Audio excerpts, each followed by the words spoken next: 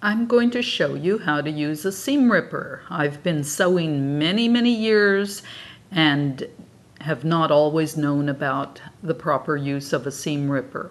Notice that a seam ripper has a pointed end and then it curves around, and the other little end has a little round ball.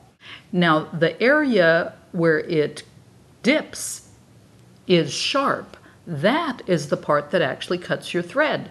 So what you do is slip the little ball in between the seam.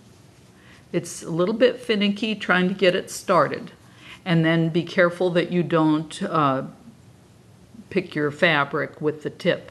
But you just hold your seam that you're trying to rip open and you just keep pushing. It's hard to get it started.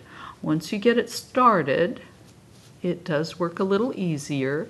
If you're doing quilt pieces, of course, it works better if your fabrics are starched. Look, you just keep going. It's just taking out the seam. Make sure the little ball goes in the seam. You can see some of the threads have been ripped. I used black thread so it'll show up. Okay, keep pushing.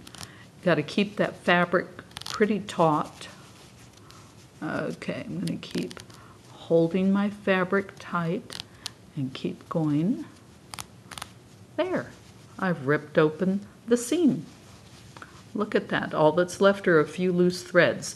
Now, it does work better when your stitching has been done on the warp of fabric. You know that a selvage on fabric follows the warp. And watch, when I stretch this fabric, it does not stretch much. If I go on the weft side across, you'll see, and I pull, you'll see there's a lot of movement.